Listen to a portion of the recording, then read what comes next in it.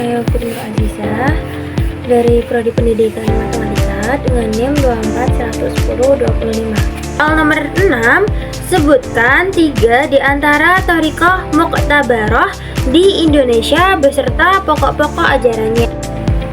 Thariqah muqtabaroh adalah thariqah yang dianggap atau diperhitungkan. Adapun thariqah muqtabaroh di Indonesia sangat banyak. Di antaranya adalah Syadziliyah. Tarekat ini dinisbahkan kepada Abu Hasan Ali Syadzili yang wafat pada tahun 656 Hijriah.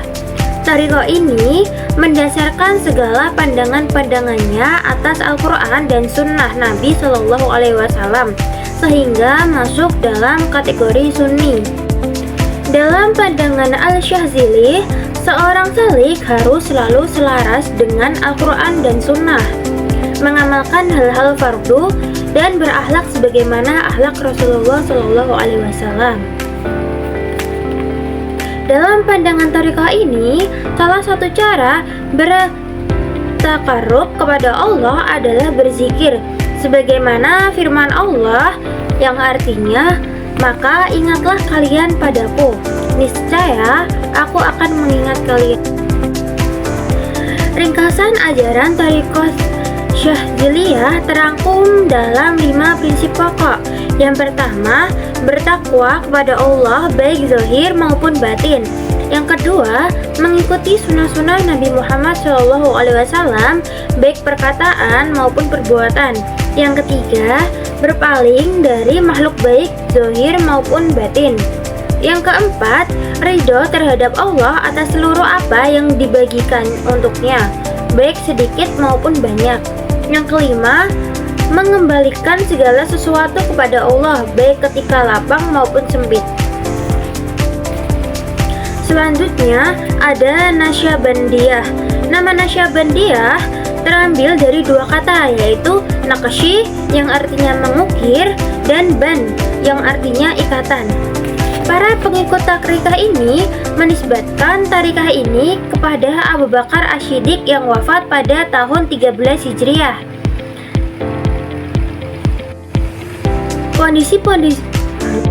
Pondasi thariqah ini dibangun oleh 4 orang. Yang pertama, Salman Al-Farisi yang wafat pada tahun 33 Hijriah. Yang kedua, ada Abu Yazid Taifur Al-Bastami yang wafat pada tahun 261 Hijriah.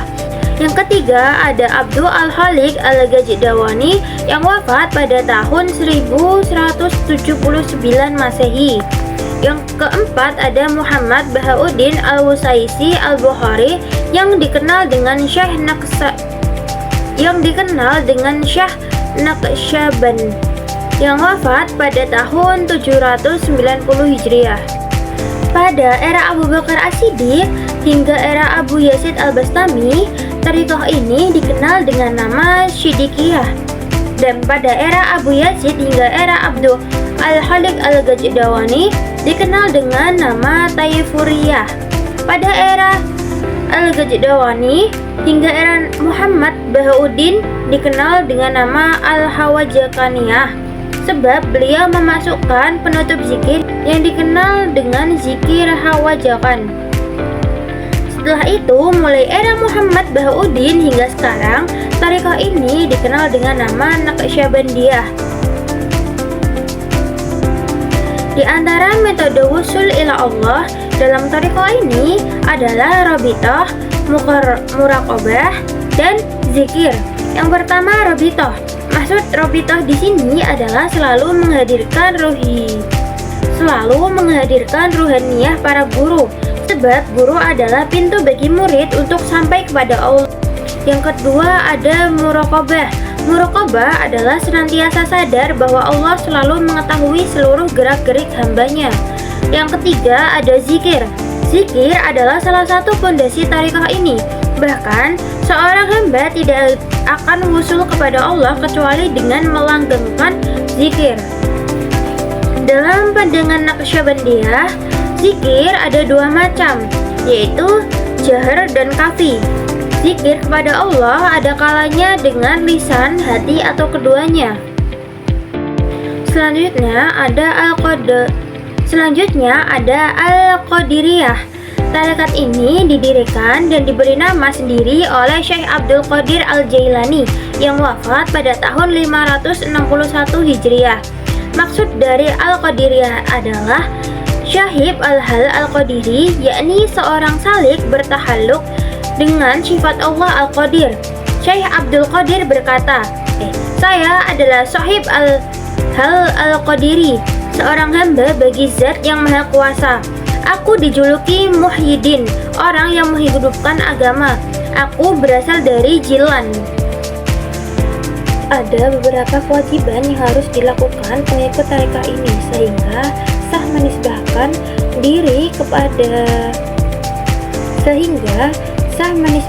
diri mereka pada Al-Qadiriyah adalah yang pertama, i'tikad dan amal sesuai dengan Al-Quran dan Al-Sunnah Nabawiyah. Yang kedua, takwa dan taat kepada Allah baik zahir ataupun batin. Yang ketiga, tunduk pada Allah dalam setiap keadaan seraya bertawakal dalam setiap perbuatan, gerak, dan diam. Yang keempat, mengikuti Rasulullah SAW. Yang kelima, senantiasa menjaga batin dari menoleh kepada selain Allah dalam segala perbuatan.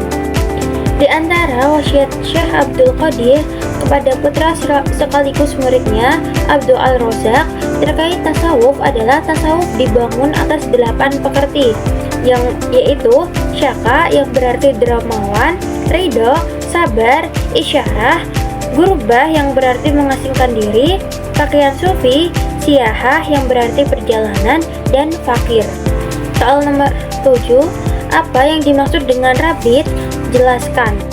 Maksud dari Robitoh adalah selalu menghadirkan ruhaniyah para guru, sebab guru adalah pintu bagi murid untuk sampai kepada Allah. Dasar dari hal ini adalah firman Allah Ta'ala dalam Quran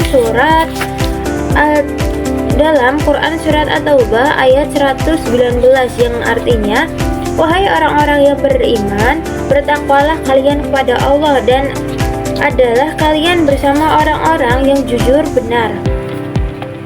Ma'iyah atau kebersamaan ada 2 macam. Ma'iyah yaitu ma'iyah hisyah yang berarti dengan bermujalasah bersama, dan ma'iyah manawiyah yang berarti senantiasa menghadirkan sosok guru di dalam hatinya. Sekian dari saya. Wassalamualaikum warahmatullahi wabarakatuh.